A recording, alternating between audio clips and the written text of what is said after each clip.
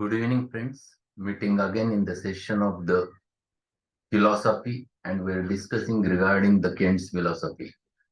The most difficult task of the understanding the concept of dynamic simple substance. Kant has tried his level best to explain this with the relation with the physical body and tried to explain the concept of dynamic vital force or dynamic vital principle with the help of the physical body. And that's why he explained it is a substance. And unless and until we consider the substantial aspect of this vital force, it is not possible to understand many things. And he explained the definition as defined by Hahnemann in the sixth edition of Organ of Medicine in the aphorism number 9. And he explained every part about that aphorism in relation with the vital force. And what Hahnemann have defined is nothing but in the healthy condition of man, the spiritual vital force, the dynamics that animate the material body, rules with unbounded sway and retains all the parts of the organism in the admirable, harmonious, vital operation as regards both sensations and function, so that our indwelling, reason-gifted mind can freely employ this living healthy instrument for the higher purposes of our existence. So every word explained by Hahnemann in this aphorism are the qualities of the vital force. And in one single aphorism, Hahnemann defined all those qualities. Kant took nearly about a session about the 8 to 10 pages of explaining this simple substance. And he has explained every sentence over there. So the qualities of this simple substance means that is the vital force or vital principle. He tried to explain that this is a dynamic, but unless and until we take into consideration the physical body, we cannot understand this dynamic entity.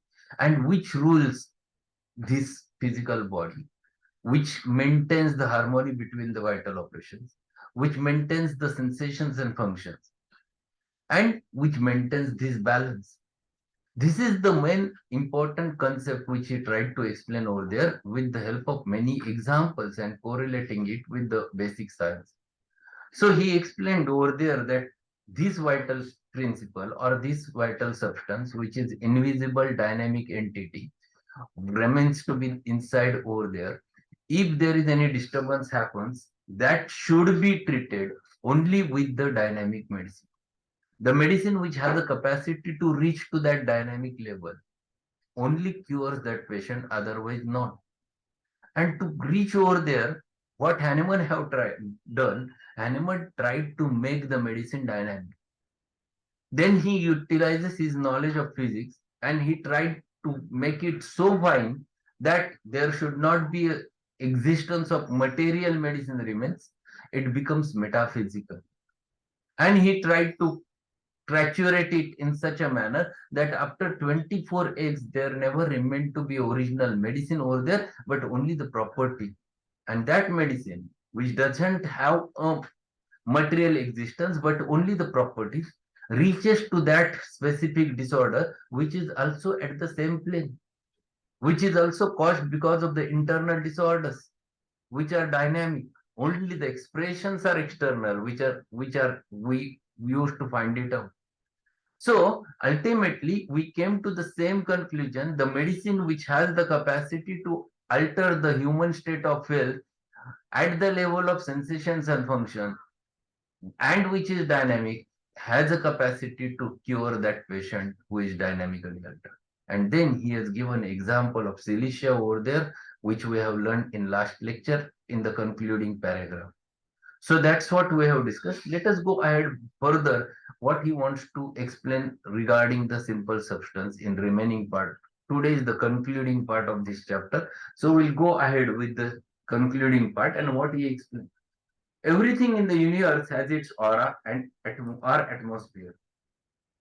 Every star and planet has an atmosphere. The sun's atmosphere is in its light and heat. Every human being has its atmosphere or aura. Every animal has its atmosphere or aura. This aura is present in all entities. What may be said to be the aura of a musk? This is a strong physical aura which almost everyone can perceive. A grain of musk has been kept for experiment's sake in a bottle of 70 years, in a bottle for 17 years, giving off a perceptible aura, it without loss of weight. As a further evidence of aura, take for instance the animals which prey upon their food, and you know that they can discover by an extremely intense aura states, extremely intense aura states than man cannot discover. This is not an ordinary nose, but it is really a very instinct of the animal, whereby he perceives what is prey. His instinct is analogous to the man's perception, and by this instinct he discovers his prey when man would not be able to discover it.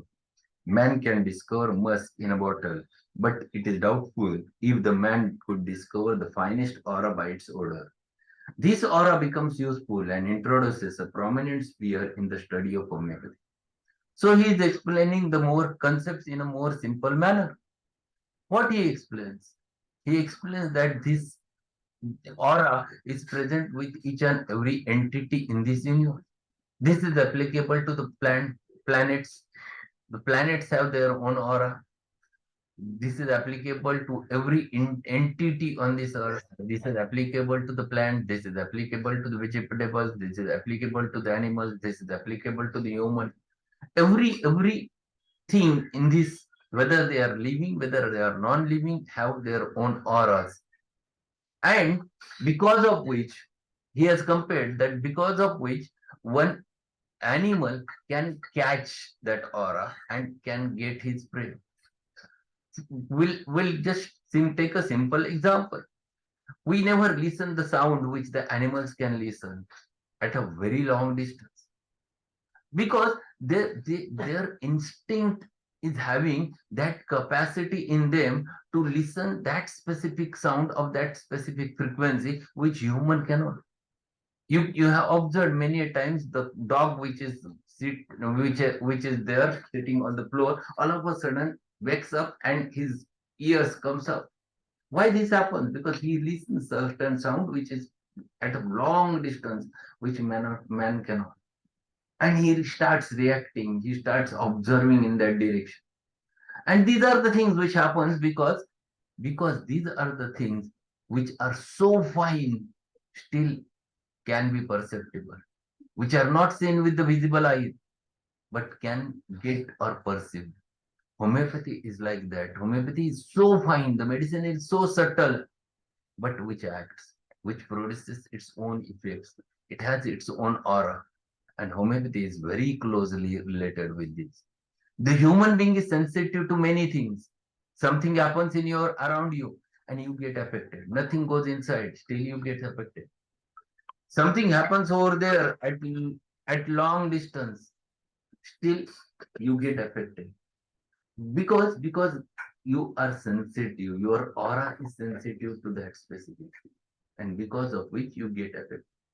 And these are the things which he tried to explain, that human is like such a individual which is also having its own aura, and because of which he gets affected. And when he gets affected at the innermost level, nothing material enters and still he gets affected, reflected in the form of some signs and symptoms, to which we label by the name of disease, should be treated at the same level with the similar subtle medicine which will act at the center.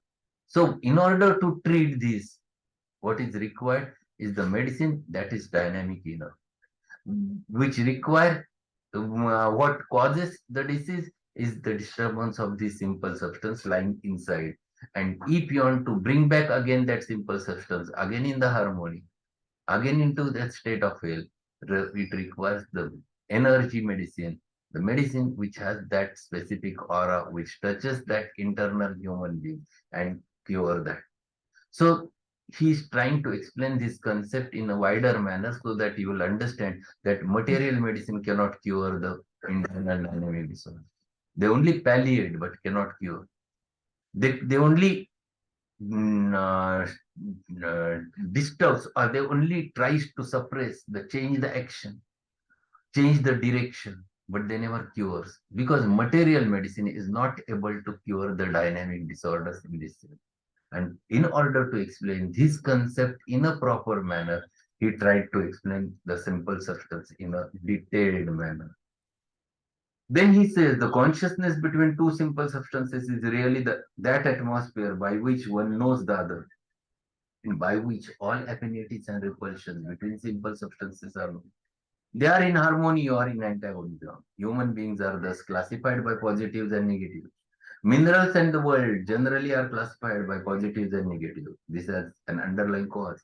Substances are extremely powerful when meeting other substances that are antagonistic in any way, and also when meeting substances in destructive way. The formative process are often brought about by the destruction. Forms are destroyed in order that new forms may exist, and new forms therefore are often created from the simple substance. So these things, actions and reactions are going on in the universe. This is related with the human being, this is related with the even the material substances also. Whatever present in this earth has a value. It has either a positive value or negative value. There are two varieties. If they are opposite to each other, they comes together, forms another molecule. If they are close to each other, they are inimical to each other. Sometimes they destruct one another, forms another. But this is transformation of one form to the another form. It is nothing but it is a change of energy from one form to the another form. This happens in the universe everywhere. The same is true applicable to the human life also. This process is continuously going on. There are two types of individuals which you can see, a positive and negative. And then you can observe these people. Some with someone your aura matches, with someone your aura never matches. If the things around you are inimical, you get disturbed. For example, you are a person with some different thoughts, personal thoughts, with a positive aura, and someone comes around you who is having absolutely a negative aura, who always talks in a negative way. What happens? If that person comes in contact, you get disturbed. It becomes inimical to you. And what your mind says, as soon as this person will go away, I will feel better. Means your aura is disturbed because of that another aura.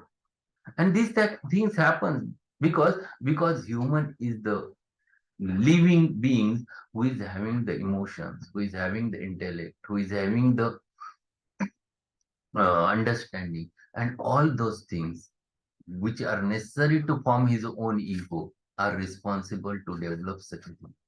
And this is the cause of your dis-ease. You are in ease, but because of the surrounding, which is inimical to you, affects you and produces an ease or turns your ease into a dis-ease, a order into a disorder.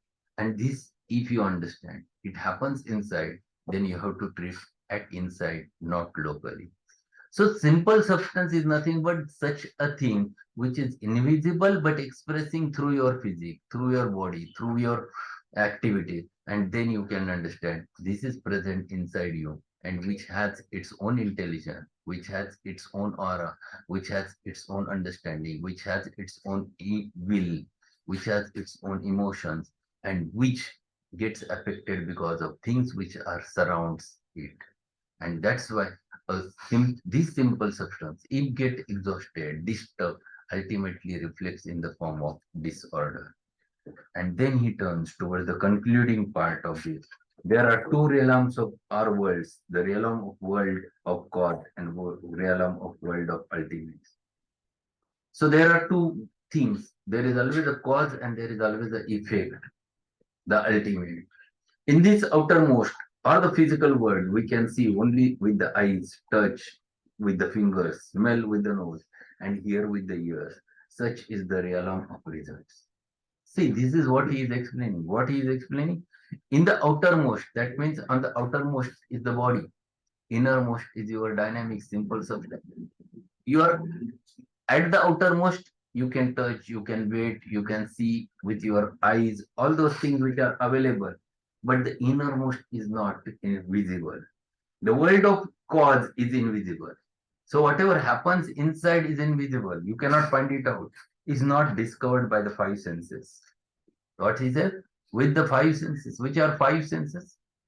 The eyes, vision, the nose, the smell, the tongue, the taste, the ears, the hearing, and the skin, the touch.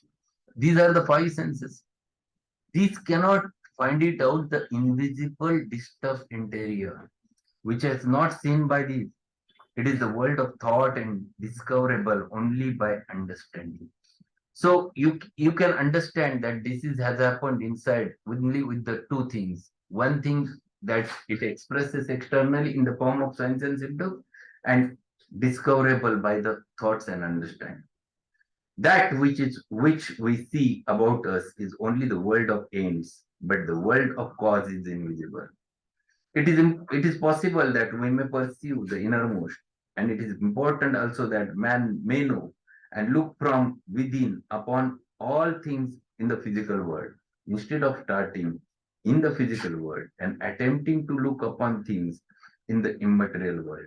He will then account for law and pursue operations and perceive the operation of law. Homeopathy exists as law. Its causes are in a realm of causes. It, if it did not exist in the world of causes it could not exist in the world of ultimates. It is in the realm of cause that we must look for primaries in the study of homeopathy. So if you want to understand certain things in the human life, any example, we can take example, a person who is having hypertension. Then a patient comes to you.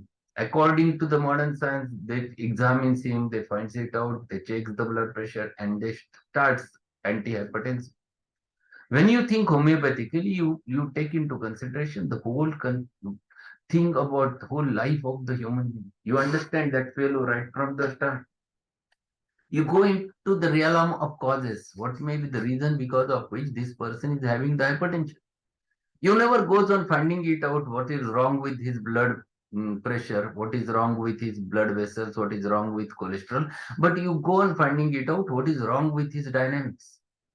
Because those dynamics are the thing which has affected his innermost core, which is reflected in the ultimates, in the formation of hypertension. Homeopathy always goes in finding it out, the understanding of that human being. So in order to study that human being, you take into consideration the life space investigation. You go on finding it out, each and every details about his life. You ask patient, tell me your nature. Just find it out. Since when the disease has started, tell me everything. You tell me your whole life. And then you understand what are the things which affected his life, which has produced the changes in his life. What is there which is still fixed in your mind, to which he is reacting in such a manner. And then you go on finding it out, the psychodynamics behind the disease. And this is what one has to understand. This is what gives you the idea. And then you find it out. The causes are absolutely dynamic, which never produced any disorder directly, but they affect the central simple substance. And this simple substance, in reaction, produces the changes at the physical level, reflected in the ultimates in the form of blood pressure, in the form of diabetes, in the form of some tumor, in the form of some eczema, in the form of some cirrhosis, in the some form of some pathology. And these are all ultimates. The causes hidden in the interior, causes hidden in the form of disturbance of this vital force, simple substance, and because of dynamic external thing. So this concept, if it is clear in your mind, your treatment will be aimed at the center, not at the periphery. So everything what is there in the outermost is the result of disturbance of innermost. And why that disturbance happens, that we can perceive, but you cannot see. You can perceive with the help of your thoughts, with the help of your understanding, and then you can catch that. And on the basis of which you can find a right remedy for the patient. And then he turns to conclude the chapter by the paragraph. Of course, it will be seen that the whole of this subject looks toward the establishment of new system of pathology, which will be groundwork of homeopathy. All disease causes are in simple substance. There is no disease cause in the concrete substance considered apart from the simple substance. So he's explaining whatever made the disease ultimately is the result of internal dynamic disturbance of this simple substance, means this vital force. No disease is without disturbance of simple substance. We therefore study simple substance in order that we may arrive at the nature of sick-making substance. We also potentialize our medicines in order to arrive at their simple substance. That is, at the nature and quality of the remedy itself. The remedy, to be homeopathic, must be similar in quality and similar in action to the disease cause.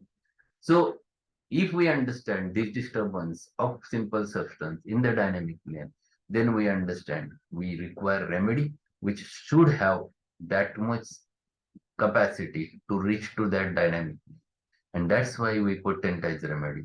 We make it happen that its substance, simple substance will arise. The vital energy will be aroused and which will act at the same plane where the disease has happened, in the same dynamic plane, in the same way as a dynamic disorder develops. In the similar manner, the medicinal disease acts at the same plane, producing its disorder. And then nature's law of cure works. Then the weaker dynamic affection is permanently extinguished by a stronger one if latter is very similar to former, whilst differing in kind in its manifestation. And then the homeopathic cure takes. So, J.T. Kent has tried to explain the ninth aphorism in his own style by explaining that vital force, if you want to understand, you have to take the help of it as a substantial entity that is not only the dynamic, but with the help of physical body or physics, and then it can be pursued properly. And that's why he has given a good lecture on this concept of vital force by the name of simple substance. All qualities which are defined in that aphorism, he tried to explain in his own way. So we have finished this little bit difficult chapter from the Kant's philosophy, and then we'll go ahead tomorrow. Hereafter, the language of Kent is quite lucid. Then you'll in next chapter when you learn that disorder first in vital force, then the concepts which all concepts regarding this vital force which he has mentioned, and those are very simple. Then you will understand the whole understanding about the concepts of disease, the human understanding, all those things, and those are very clear and simple. So here completes the eighth chapter from the chapter number 8 from the Kant's philosophy. We'll meet on Monday tomorrow, and Sunday will be holiday. And today evening we're going to learn last concluding part of the lycopodium, so that we'll finish lycopodium in today's session. Also another polygraph. So that's all for today. Be there at 8:30. We'll meet with the Materia Medica session and continue with the learning of the Materia Medica. Thanks a lot. If any query is there, we'll have a try. Otherwise, we'll conclude. So we'll meet on Monday for the philosophy session. Thank you.